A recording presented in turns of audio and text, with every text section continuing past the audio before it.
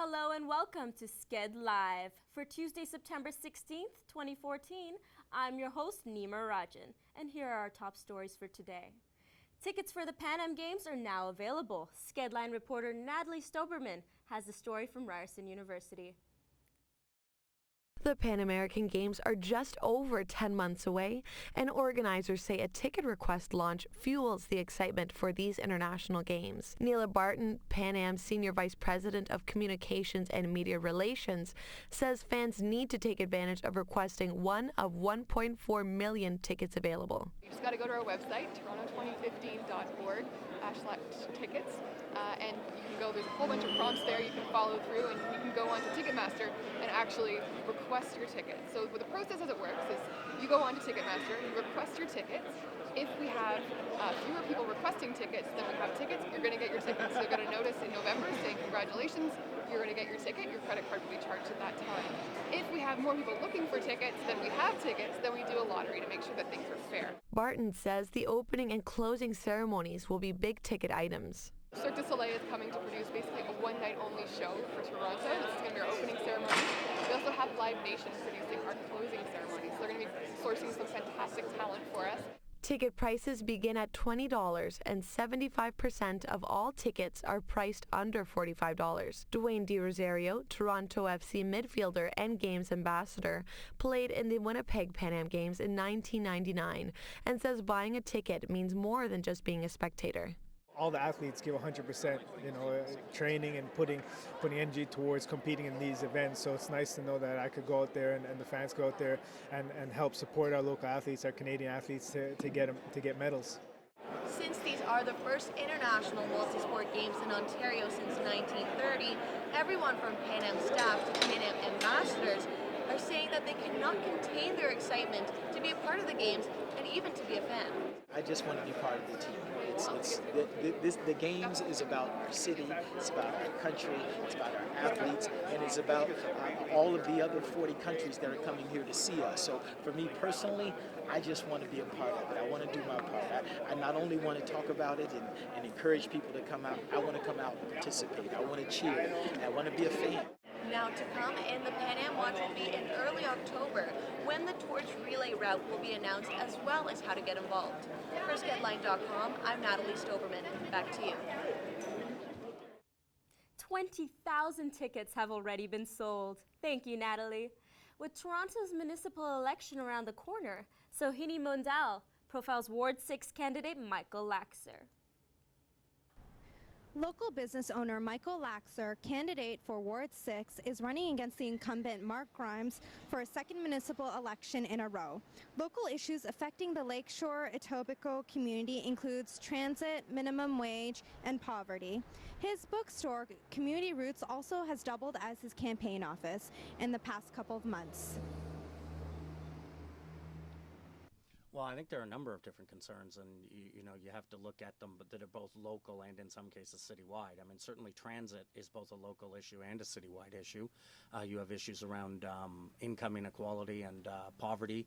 You have income around issues around wages, and so I think that there are a diverse set of issues that confront the citizens and residents of Ward 6. Michael LAXER's platform on fare-free transit is inspired by other countries worldwide who have implemented this in their current budget. Tallinn, the capital of Estonia, has implemented fare-free transit since January 1st, 2013. Well, the notion of fare-free transit at first seems out there to people, but it's worth noting that it exists elsewhere in the world. Now, in terms of paying for fare-free transit, which is what you always get, I mean, there are 2 points to this that I would bring up. The first is, I don't actually believe there is a budgetary crisis. I think that's a myth. The reason that we have issues around spending and around the budget in the city is that we've not properly allocated tax dollars, and we haven't properly raised them. There are any number of ways we could fund fare-free transit, such as putting tolls on drivers who are coming into the city, using our roads and not paying for it in any way through taxation. Another way is through surtaxes on luxury homes, or even looking at the implementation of a municipal income tax, progressive income tax, or a municipal municipal equivalent to the HST. Michael Laxer includes his family members in his hectic campaign schedule as the elections are looming around the corner on October 27th.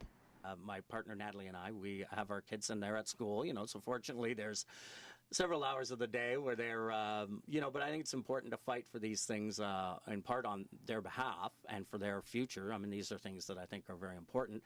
And I've tried to get them involved in the campaign. They actually come out and drop lit with me and go door to door with me. And, especially my eldest son, Nathaniel. So we've had a fairly good time together doing it. And, it's become a part of our family routine for now. But I'm sure that, it always does place a certain strain. Skedline, SOHINI, MONDAL.